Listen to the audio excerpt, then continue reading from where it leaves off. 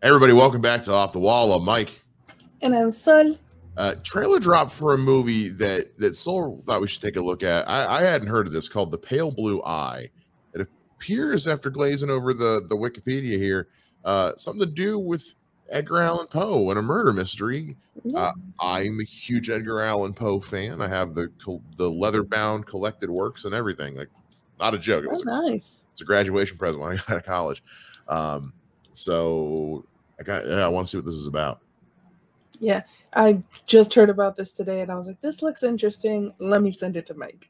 Yeah, so we're gonna pull this puppy up and let's see what's going on with Edgar Allan Poe. Let's do it.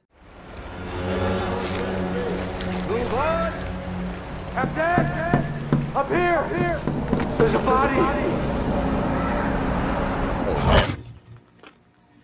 Down, down, down came the hot, threshing flurry. Darkest night, black with hell, charneled fury.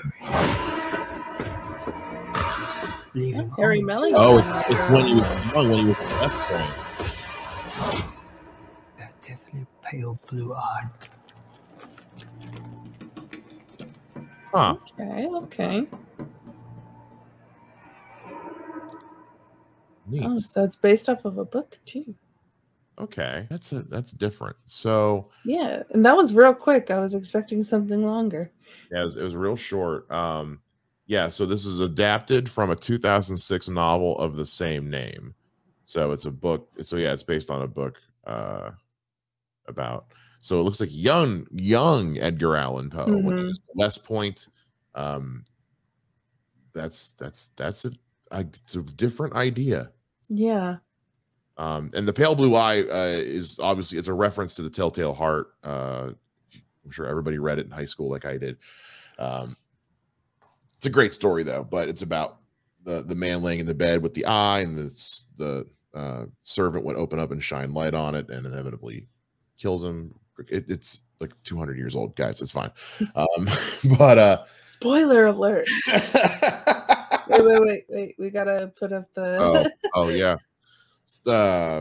Spoiler alert. Yeah, spoiler alert. The servant kills his master in the Telltale Heart.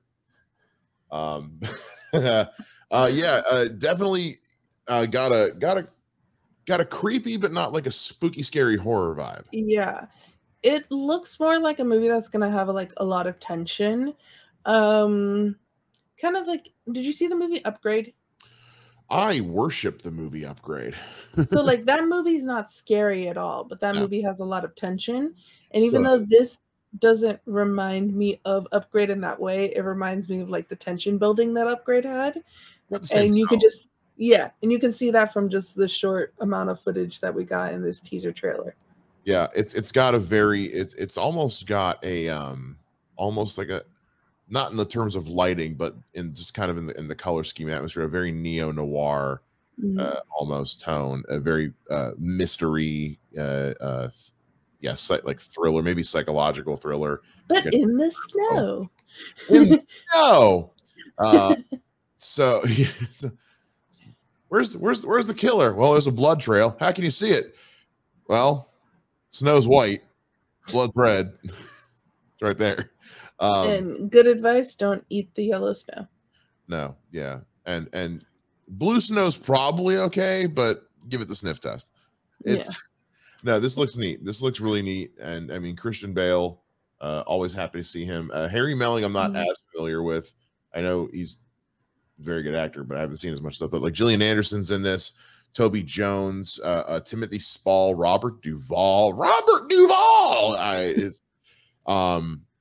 Yeah, it's a lot of talent from. And we looked up the director as well, Scott Cooper, who's worked with Christian Bale a lot. The director of Into the Furnace. He was the director of Black Mass, Antlers, which was out last year.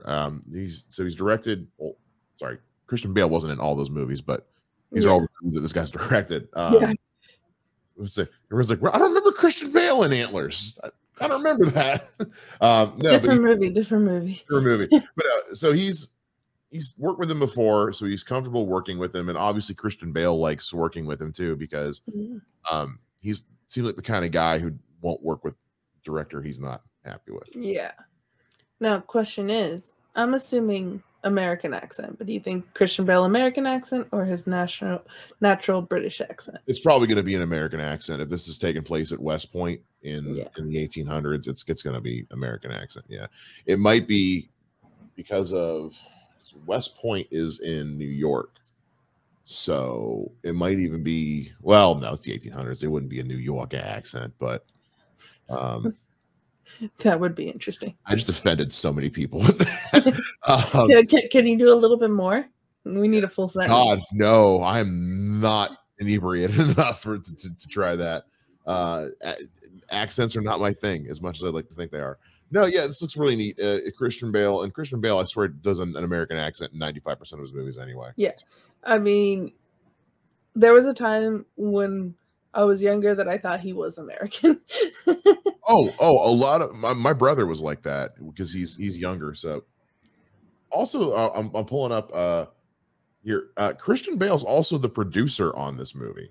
Ooh, so he's definitely he's got a lot of faith in this one. So and then, Christian Bale approved. Yeah, for whatever that means. And the music sounds great too. Howard Shore is the composer on this. So this is all looks like just they put a lot of talent and a lot of money and a lot of artistic effort.